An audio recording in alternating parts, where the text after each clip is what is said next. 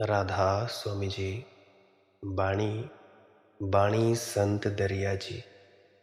आज की सत्संग वीडियो का विषय है काम क्रोध लोभ मोह अहंकार आदि वासनाएं हमारे अंदर से मिट क्यों नहीं पाती हैं। प्रश्न पूछा गया है राकेश भाई द्वारा कि आधुनिक मनुष्य की सबसे बड़ी कठिनाई क्या है।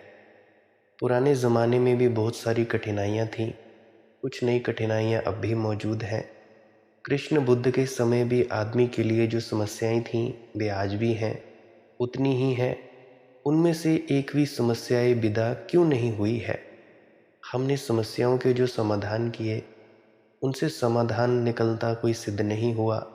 हमारे समाधान थोथे थे, ऊपरी थे। तो कृपया आप बताइए कि हम समाधान पर्याप्त क्यों नहीं निकाल पाए हैं।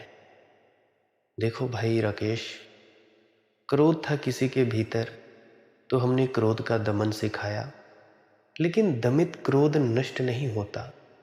दमित क्रोध और भी प्रज्वलित होकर भीतर जलने लगता है। साधारण आदमी जो कभी कभी क्रोध कर लेता है बेहतर है उस आदमी से जो क्रोध को दबाकर बैठा रहता है, क्योंकि साधारण आदमी का क्रोध रोज रोज बह जाता है, संग्रहित नहीं होता। जिसने दमन किया हो उसके भीतर बहुत संग्रह हो जाता है और तब उसका विस्फोट होगा तो भयंकर होगा। ऐसे ही तुम काम वासना को ले लो, लोभ को ले लो, अहंकार को ले लो। हमने इन सभी वासनाओं का दमन सिखाया है और जैसे जैसे ये संग्रहित होती रहती हैं तो एक वक्त ऐसा आता है कि इनका विस्फोट होता है। हमने दमन सिखाया सदियों तक, इससे आदमी रूपांतरित नहीं हुआ, सड़ गया। इससे आदमी आत्मवान नहीं हुआ, विकृत हुआ, विक्षिप्त हुआ। विमुक्ति के नाम पर हमने जो बातें लोगों को सिखाई उन्होंने केवल पाखंडी बनाया हमें। बाहर कुछ हम होते हैं, भीतर कुछ होते हैं। दिखाने के दांत हमारे और होते हैं, खाने के दांत हमारे और होते हैं। ऐसे ही हमने आदमी के जीवन में द्वैत पैदा कर दिया है। वे सारी समस्याएं वैसी की वैसी खड़ी हैं और वे सारी समस्याएं समाधान मांगती हैं। नई समस्याएं भी खड़ी हो गई हैं जिनका अतीत के मनुष्य को कुछ भी पता न था। जैसे एक नई समस्या खड़ी हो गई है कि मनुष्य का संबंध निसर्ग से विभिन्न हो गया है। जैसे किसी वृक्ष की कोई जड़ें उखाड़ ले, फिर वृक्ष कुंभलाने लगे, फूल झड़ने लगे, पत्ते हरे न रह जाए। ऐसे मनुष्य को हमने प्रकृति से तोड़ लिया है और जो मनुष्य प्रकृति से टूट गया उसका परमात्मा से जुड़ने का उपाय ही नहीं रह जाता है, क्योंकि प्रकृति में ही परमात्मा की पहली झलक मिलती है। आदमी की बनाई हुई चीज़ों के बीच आधुनिक आदमी रहा है। सीमेंट, ये जो चारकोल होती है जिसको हम लुक कहते हैं, इसके विशाल रास्ते हैं। इन्हें देखकर परमात्मा की याद नहीं आ सकती। कैसे आएगी? घास का एक तिनका भी उसकी याद दिलाता है। और ये जो भी राजपथ तैयार किए जा रहे हैं, ये जो सड़कें बनाई जा रही हैं, ये उस परमात्मा की याद नहीं दिलाते। ये तो आदमी के बनाए हैं, उसकी याद दिलाएं तो दिलाएं कैसे। एक छोटा सा फूल भी राह के किनारे खिल जाता है तो अज्ञात की खबर लाता है, संदेश लाता है। परमात्मा के प्रेम पाती है वह। और तुम मकान बनाओ जो आकाश को छूने लगें, जैसे बुर्ज खलीफा और भी न जाने कई कई इमारतें गगनचुंबी हों, तो भी उसकी याद नहीं दिलाते परमात्मा की। सिर्फ आदमी की कारीगरी, आदमी की तकनीक, आदमी की होशियारी, इन सब का स्मरण दिलाते हैं। और इनके स्मरण से अहंकार और भी ज़्यादा मजबूत होता है। कम तो क्या होना था, परंतु और ज़्यादा मजबूत होता है। आदमी की बनाई हुई कोई भी चीज़ बढ़ती नहीं, ठहरी रहती है, क्योंकि मुर्दा है। परमात्मा की बनाई सारी चीज़ें बढ़ती हैं क्योंकि जीवंत है। एक बीज से पौधा निकलता है, पौधा बड़ा होता है, वृक्ष होता है। नदी सागर होगी, सब गतिमान है। आदमी की बनाई चीज़ें सब ठहरी हुई हैं, उनमें कोई विकास नहीं होता। वे जैसी हैं वैसी हैं क्योंकि वस्तुएं हैं, उनमें प्राण नहीं है। जिनमें प्राण नहीं है उनसे महाप्राण को कैसे स्मृति आएगी। तो मनुष्य के जीवन का जो सबसे बड़ा अभिशाप है, आज की दुनिया में पुरानी सारी बीमारियां मौजूद हैं और नई बीमारियां खड़ी हो गई हैं कि हमने एक कृत्रिम वातावरण बना लिया है और कृत्रिम वातावरण बड़ा बड़ा होता जा रहा है। मैंने सुना है एक चर्च में एक पादरी बच्चों को समझा रहा था। रविवार का धार्मिक स्कूल लगा था। बाइबल में एक वचन आता है कि सब सरकती हुई चीजें उसी ने बनाई, अर्थात सांप इत्यादि। एक छोटे बच्चे ने खड़े होकर कहा कि उदाहरण है तो दीजिए। पादरी भी थोड़ा चौंका, क्योंकि सांप उस बच्चे ने देखा नहीं और कोई सरकती चीज देखी नहीं। तो उसने कहा कि रेलगाड़ी। जैसे रेलगाड़ी। तो बच्चा निश्चित हो गया, पादरी भी करे तो करे क्या, सरकती हुई चीज के लिए रेलगाड़ी का उदाहरण ये भी परमात्मा ने बनाई है क्या। हमारे पास उदाहरण भी खोते जाते हैं। जितना आधुनिक मनुष्य है उतना ही ज्यादा कम प्राकृतिक, उतना ही ज्यादा कृत्रिम, उतना ही ज्यादा प्लास्टिक, असली नहीं नकली है। उसकी गंध नकली, उसका रंग नकली, उसका सब नकली। हम होंठ रंग लेते हैं लिपस्टिक से, वह उसका रंग है होंठों का। असली होंठों का तो पता नहीं चलना मुश्किल हो गया है। कपड़े पहन लिए हैं इस ढंग से, असली शरीर का पता चलना मुश्किल हो गया है। हम सब तरफ से कृत्रिम में जी रहे हैं और यंत्र बढ़ते जा रहे हैं। और मनुष्य की सबसे बड़ी कठिनाई सदा से ये रही है कि मनुष्य मूर्छित है। यंत्रों के बीच और भी मूर्छित हो गया और भी यांत्रिक हो गया है। राकेश भाई, तुम मुझसे पूछते हो आधुनिक मनुष्य की सबसे बड़ी कठिनाई क्या है? यांत्रिकता। यंत्रों के साथ रहोगे तो यांत्रिक हो ही जाना पड़ेगा, मशीनी हो ही जाना पड़ेगा। यदि बहुत जागरूक न रहे तो सुबह 5, 6 या 7 बजे की गाड़ी पकड़नी है तो उसी ढंग से भागना होगा। कोई गाड़ी तुम्हारे लिए रुक नहीं रहेगी। तुम अपनी निश्चितता की चाल नहीं चल सकते। तुम पक्षियों के गीत सुनते हुए नहीं जा सकते। आपाधापी है, भागम भाग है। विद्यासागर ने एक लिखा है, एक सांझ वह घूमकर लौट रहे थे और उनके सामने ही एक मुसलमान सज्जन अपनी सुंदर छड़ी लिए हुए टहलते हुए वे भी आ रहे थे। मुसलमान सज्जन का नौकर भागा हुआ आया और उसने कहा, मीर साहिब जल्दी चलिए, घर में आग लग गई है। लेकिन मीर साहिब वैसे ही चलते रहे। नौकर ने कहा, आप समझे या नहीं समझे? आपने सुना या नहीं सुना? घर जल रहा है, धू धू कर जल रहा है। तेजी से चलिए, ये समय टहलने का नहीं है, दौड़ कर चलिए। लेकिन मीर साहब ने कहा, घर तो जल ही रहा है, मेरे दौड़ने से कुछ आग बुझ ना जाएगी। और यहाँ तो सभी को जल रहा है और सभी को जल जाना है। जीवन भर की अपनी मस्ती की चाल इतने सस्ते में मैं नहीं छोड़ सकता। विद्यासागर तो बहुत हैरान हुए।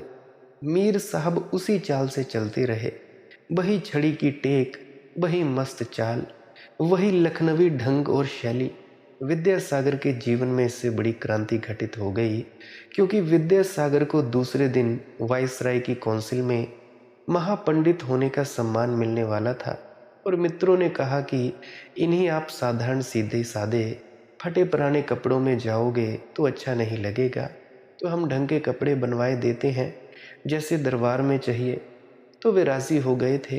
तो चूड़ीदार पजामा और अचकन और सब ढंग की टोपी और जूते और छड़ी सब तैयार करवा दिया था मित्रों ने। लेकिन इस मुसलमान अजनबी आदमी की चाल, घर में लगी आग, और ये कहता है कि क्या जिंदगी भर की अपनी चाल को, अपनी मस्ती को एक दिन घर में आग लग गई तो क्या बदल दूं?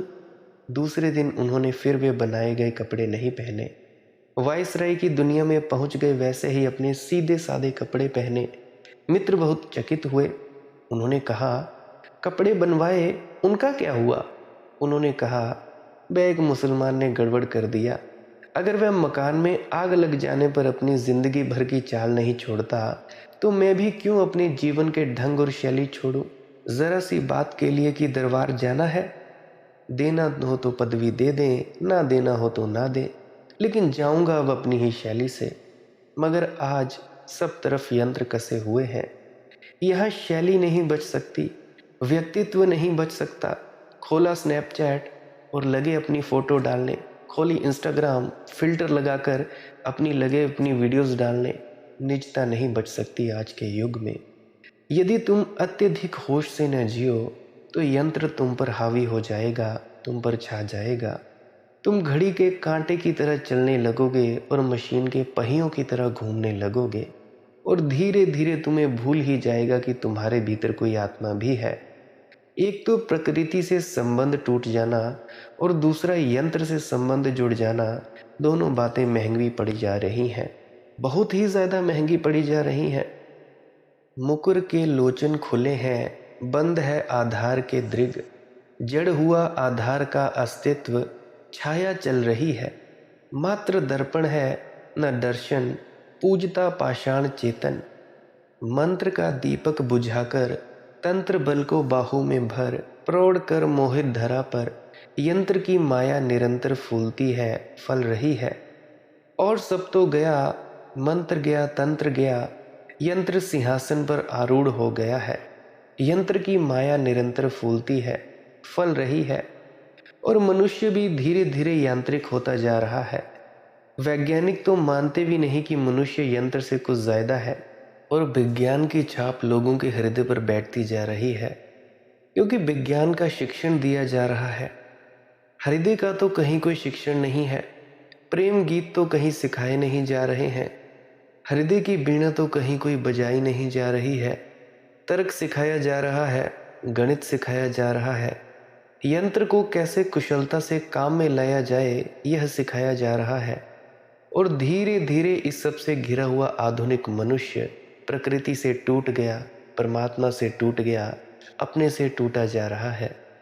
सारे संबंध जीवन के विराट से उखड़े जा रहे हैं। ये आज की सबसे बड़ी कठिनाई है, और इसीलिए आज के लिए सर्वाधिक महत्वपूर्ण और ज़रूरी बात हो गई है कि ध्यान का जितनी दूर दूर तक प्रचार हो सके, जितने लोगों तक करना ज़रूरी है। क्योंकि ध्यान की अब एकमात्र उपाय है कि तुम्हें फिर याद दिला सके अपनी आत्मा की, और ध्यान ही एकमात्र उपाय है कि फिर तुम्हें वृक्षों में, चांद तारों में परमात्मा की झलक मिल सके। ध्यान ही एकमात्र उपाय है जो तुम्हें वापस प्रकृति की तरफ ले चले, और ध्यान ही एकमात्र उपाय है कि यंत्रों के बीच रहते हुए भी तुम्हें यंत्रों का मालिक बनाए रखे, यंत्रों का गुलाम ना होने दे। मैंने एक नवाब के बारे में सुना है, बीमार था लेकिन पुरानी आदतें, रात 2-3 बजे तक तो नाच गाना चलता, फिर सोता, तो उठता सुबह 10 बजे, 11 बजे, 12 बजे। चिकित्सकों ने कहा अब ये न चलेगा, अब इस योग्य स्वास्थ्य न रहा, अब तो सुबह ब्रह्म मुहूर्त में उठना पड़ेगा, 6 बजे उठना पड़ेगा, तो ही तुम स्वस्थ हो सकते हो। तो उसने कहा ये कोई अड़चन की बात नहीं है, 6 बजे उठेंगे। भरोसा चिकित्सकों ने नहीं आया, क्योंकि ये आदमी कभी जीवन में 6 बजे नहीं उठा था। इतनी जल्दी राजी हो जाएगा, नानुच भी ना करेगा, आनाकानी नहीं करेगा, सौदा नहीं करेगा कि भाई 10 बजे नहीं तो 8 बजे, 7 बजे, और सीधा बोला 6 बजे तो 6 बजे। उसके घर के लोग भी हैरान हुए, बेगम भी हैरान हुई, वजीर भी हैरान हुए, लेकिन बाद में राज खुल गया। राज ये था कि नवाब ने कहा ऐसा करो कि जब भी मैं उठूं तब घड़ी में 6 बजा देना, बात खत्म हो गई। बात खत्म हो गई। 12 बजे उठूं कि 10 बजे उठूं, जब भी उठूं, मगर घड़ी में 6 बजने चाहिए। जैसे ही मैं करवट लूं, जल्दी से घड़ी में 6 बजा देना। ऐसे तो वह पागल किस्म का व्यक्ति था, लेकिन एक बड़ी महत्वपूर्ण बात है उसके पागलपन में कि घड़ी को मालिक नहीं होने दिया, मालिक खुद ही रहा। उसने कहा घड़ी मालिक है कि मैं मालिक हूं, घड़ी के हिसाब से मैं चलूंगा कि मेरे हिसाब से घड़ी चलेगी, घड़ी ने मुझको खरीदा है कि मैंने घड़ी को खरीदा है, मेरे हिसाब से घड़ी चलेगी। यंत्र तुम्हारे हिसाब से चलने चाहिए, यंत्र तुम्हें गुलाम ना बना ले, तुम्हारी मलकियत बनी रहे। ये अब केवल ध्यान से ही संभव हो सकता है। देखो भैया, आधुनिक मनुष्य की सबसे बड़ी पीड़ा और सबसे बड़ी चुनौती, सबसे बड़ा खतरा, सबसे बड़ी समस्या एक ही है। वो क्या है? प्रकृति से टूट जाना और यंत्रों से जुड़ जाना। ध्यान इतना ज़रूरी कभी नहीं था जितना आज है, क्योंकि ध्यान के बिना भी परमात्मा की याद आ सकती थी। प्रकृति चारों तरफ लहलहा रही थी। कब तक बचते, कैसे बचते?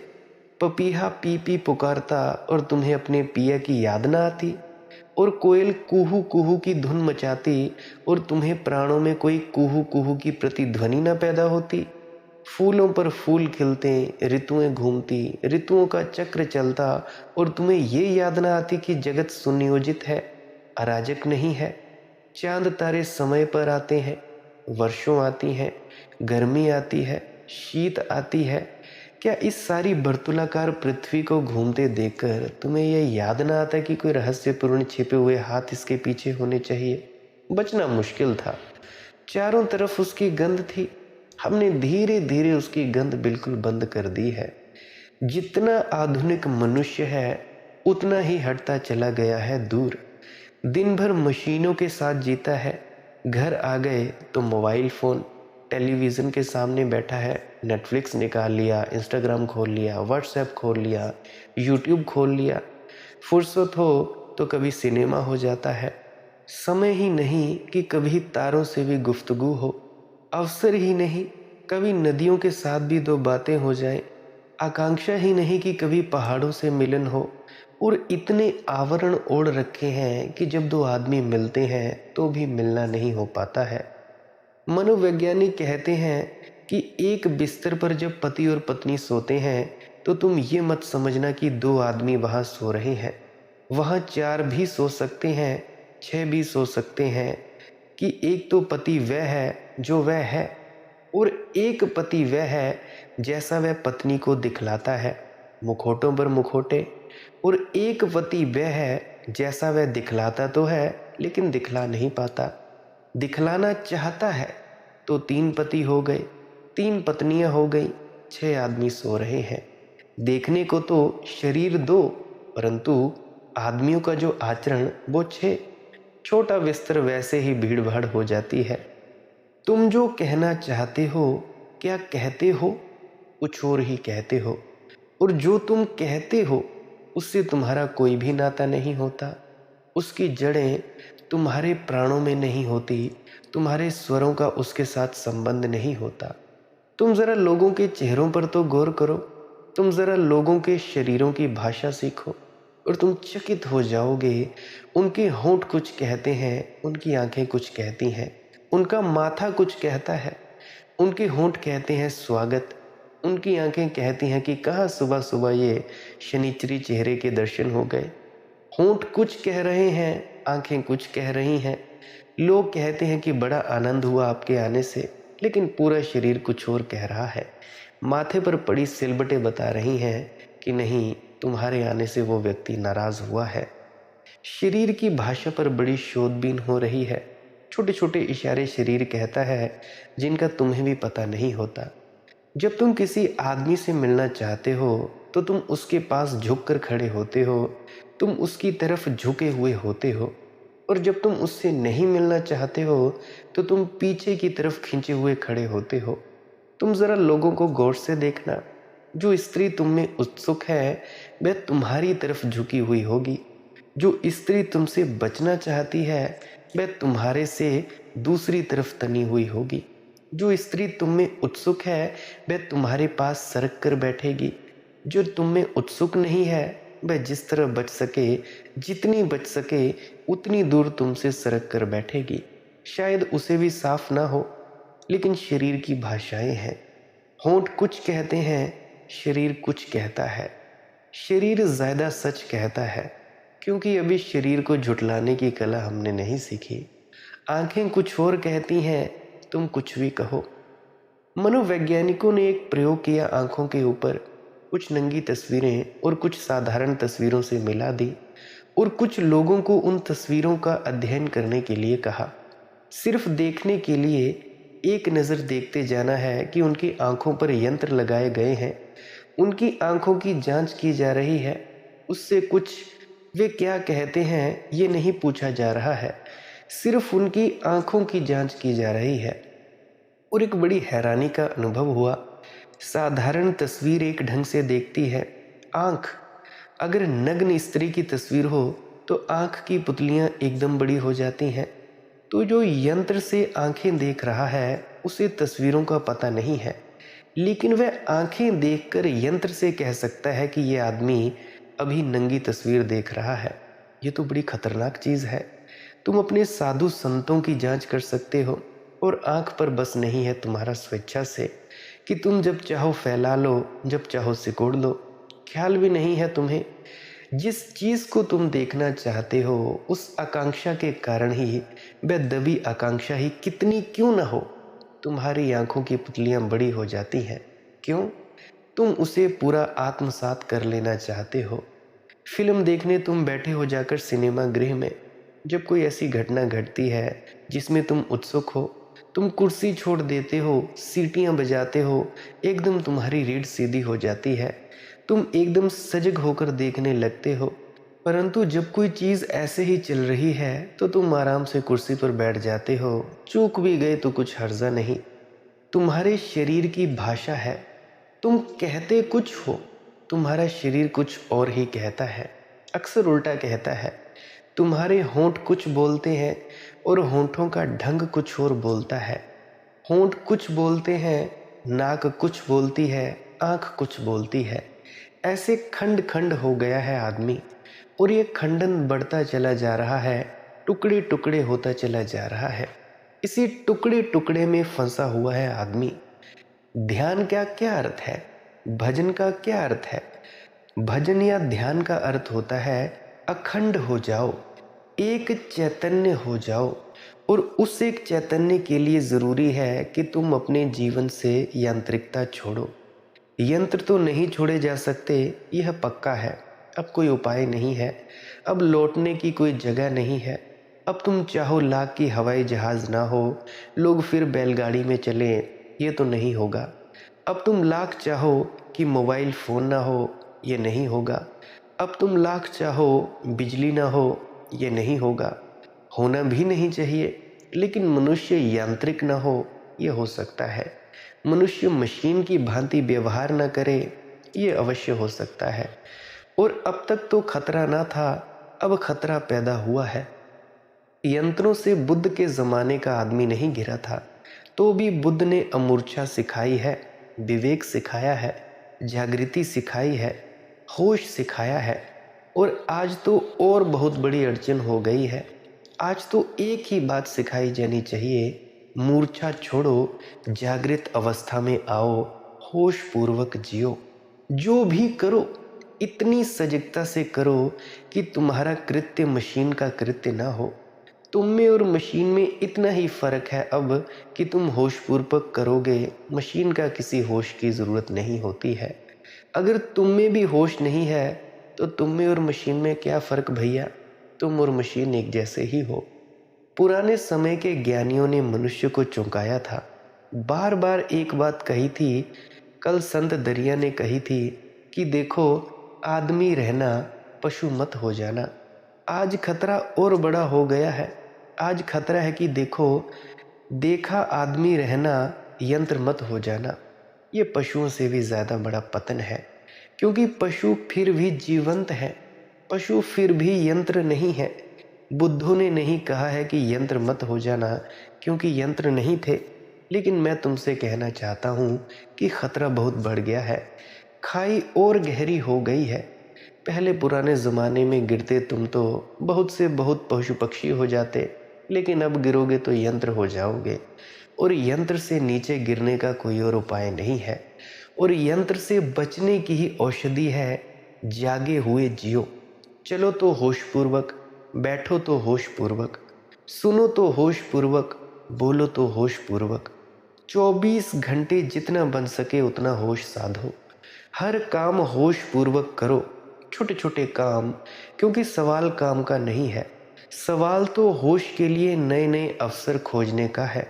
स्नान कर रहे हो और तो कुछ काम नहीं है, होश पूर्वक ही करो। फवारे के नीचे बैठे हो, होश पूर्वक जागे हुए एक एक बूंद को अनुभव करते हुए बैठो। भोजन कर रहे हो, जागे हुए। लोग कहाँ भोजन कर रहे हैं जागे हुए, गट के जाते हैं। ना स्वाद का पता है, ना चबाने का पता है, ना पचाने का पता है, बस गटके चले जाते हैं। पानी भी पीते हैं तो गटक गए। उसकी शीतलता भी अनुभव करो, तृप्त होती हुई प्यास भी तो अनुभव करो। तो तुम्हारे भीतर ये अनुभव करने वाला धीरे धीरे सघन होगा, केंद्रीभूत होगा।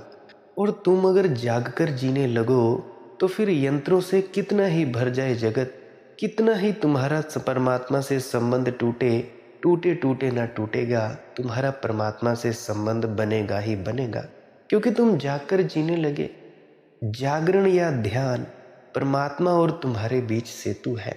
और जितना तुम्हारे जीवन में ध्यान होगा उतना ही तुम्हारे जीवन में प्रेम होगा, क्योंकि प्रेम ध्यान का परिणाम है, या इससे उल्टा भी हो सकता है। जितना तुम्हारे जीवन में प्रेम होगा उतना ध्यान होगा। यंत्र दो काम नहीं कर सकते, ध्यान नहीं कर सकते और प्रेम नहीं कर सकते। आज तुम देखते होगे यूट्यूब पे वीडियो सर्च तो करो, robotics, modern AI, artificial intelligence. आज के रोबोट इतने ज़्यादा समझदार हो गए हैं कि 100 व्यक्तियों का काम 1 मिनट में कर सकते हैं। बस कमी क्या है उनमें? ध्यान नहीं कर सकते, प्रेम नहीं कर सकते। बस इन दो बातों में ही मनुष्य की गरिमा है, महिमा है, महत्ता है, उसकी भगवत्ता है। इन दो को साध लो, सब सध जाएगा। और दोनों को इकट्ठा साधने की भी ज़रूरत नहीं है। इनमें से एक साध लो, दूसरा अपने आप सध जाएगा। अभी हाल ही में एक स्त्री ने एक मुझसे प्रश्न पूछा कि अगर अपने सद्गुरु से प्रेम प्यार बढ़ाना है तो मुझे क्या करना होगा।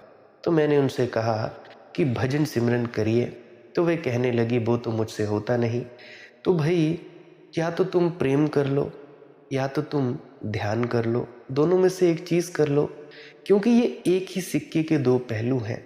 अगर तुम अपने सद्गुरु से प्रेम करोगे तो धीरे धीरे ध्यान भी फलीभूत होगा, पर अगर तुम भजन सिमरन करोगे तो धीरे धीरे प्रेम फलीभूत होगा।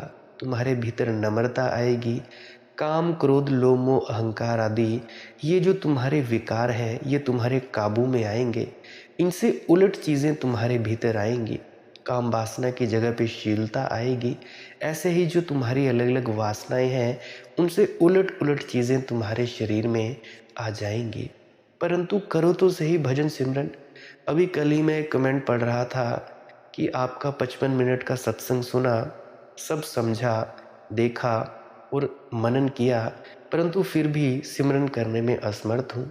तो मैं उस व्यक्ति से पूछना चाहता हूँ कि अगर आप जी सिमरन नहीं करोगे तो और कौन करेगा? सिमरन करने का एक ढंग होता है और वो ढंग सद्गुरु ने हमें समझाया है। बार बार मैं भी इन वीडियोस में आपको बताता रहता हूँ। सिमरन करने का ढंग ये है, चुपचाप शांत होकर चौकड़ी मारकर बैठ जाना है, या किसी भी आसन में, जैसा आसन आपको बढ़िया लगे, शांतमय लगे, जैसा आपको सुगम पूर्ण लगे, सुगमता हो, आपको अच्छा लगे, बैठ जाए। आंख बंद कर लें। आंखों के बीच में ध्यान रखना है। अभी जैसे जैसे मैं बोल रहा हूँ ऐसे ऐसे आप करके भी देखिए। अभी आंख बंद कीजिए, चौकड़ी मारो, या जिस भी आसन में आप बैठना चाहते हो बैठो। दोनों आंखों के बीच में ध्यान रखो। तवज्जो दो दोनों आंखों के बीच में। बड़े प्रेम से आंख बंद करनी है। जोर जबरदस्ती नहीं करनी है, कोई जोर नहीं डालना है पुतलियों पर। बस सहजता से, जहाँ पे टीका लगाते हैं वहाँ पे सहजता से देखना है। रीढ़ सीधी रख सकते हो तो रखो, अन्यथा कोई दिक्कत की बात नहीं है। शरीर को हिलाना डुलाना नहीं है। दोनों आंखों के मध्य में जो अंधेरा है वहाँ पे देखते जाओ। अब जब आप देख रहे हो तो ज़रा अपने मन की चौकीदारी रखो कि मन इधर उधर ना भटके। और जैसे ही अभी आपका ध्यान दोनों आंखों के बीच में है, अपना सिमरन चालू कर दो। अब सिमरन चालू करना है ताकि आपका मन कहीं बाहर ना भटके, सिमरन की तरफ ही आपका मन लगा रहे। ये ऐसे ही है जैसे एक आपने कहानी सुनी होगी कि एक व्यक्ति ने एक जिन को सिद्ध कर लिया। वो जिन से कोई भी काम बोले वो कर दे, परंतु जिन की एक शर्त थी कि भाई काम तो मैं कर दूंगा, परंतु अगर मेरा कोई काम नहीं हुआ, अगर आपने मुझे कोई काम नहीं दिया तो मैं तुम्हें खा जाऊँगा। तो आदमी ऐसे ही करता गया। उसने कहा मेरा घर बना दो, घर बन गया। उसने कहा मेरे मोहल्ले की सड़कें बना दो, सड़क बन गई। मेरे खेतों को पानी दे दो, पानी ऐसे डल गया। ऐसे ही न जाने कई काम कर गए। फिर आखिर में वो व्यक्ति थक गया। तो क्या हुआ कि वो व्यक्ति जब थक गया, उस जिन से थक गया, जो भी उसने जिन सिद्ध किया था, तो वो उससे कहने लगा जिन से कि भैया अभी तुम ज़रा रुको, मैं अभी तुम्हें काम बताता हूँ, मैं एक बुज़ुर्ग के पास जा रहा हूँ।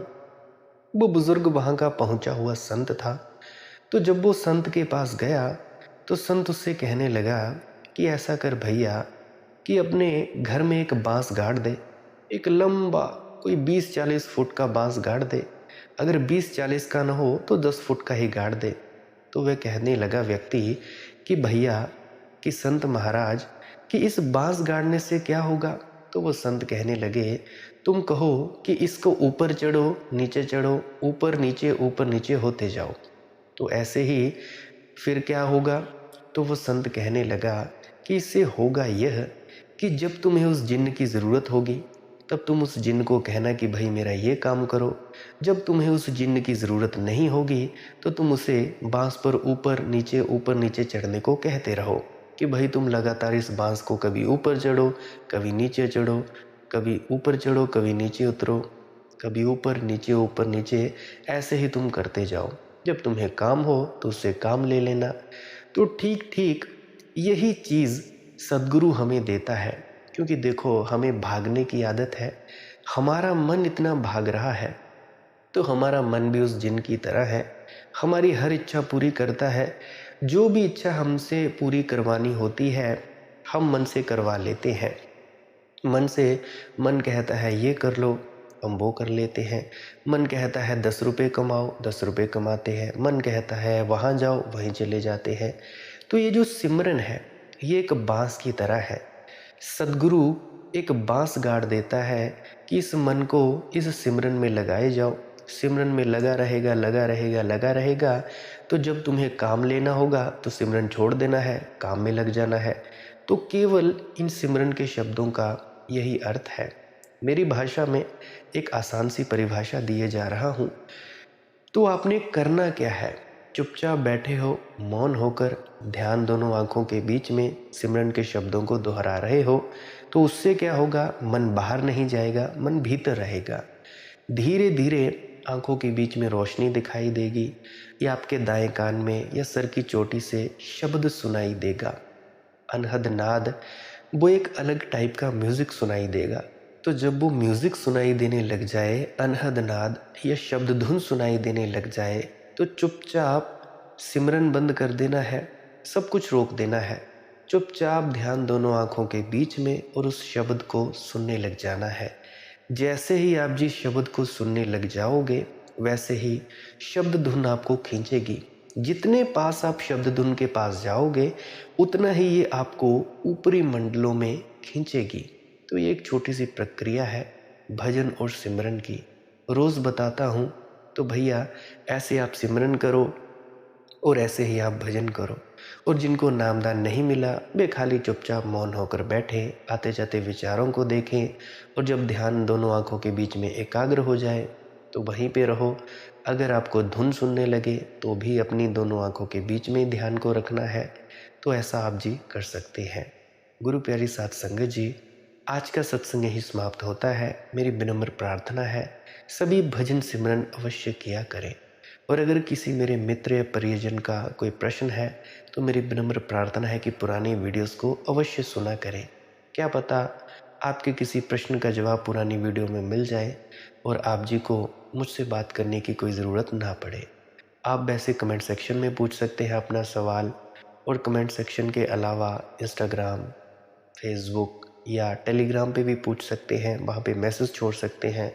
सर्च करें वहाँ पर मालिक की मौज सत्संग, वहाँ पे आप जी अपना प्रश्न पूछ सकते हैं।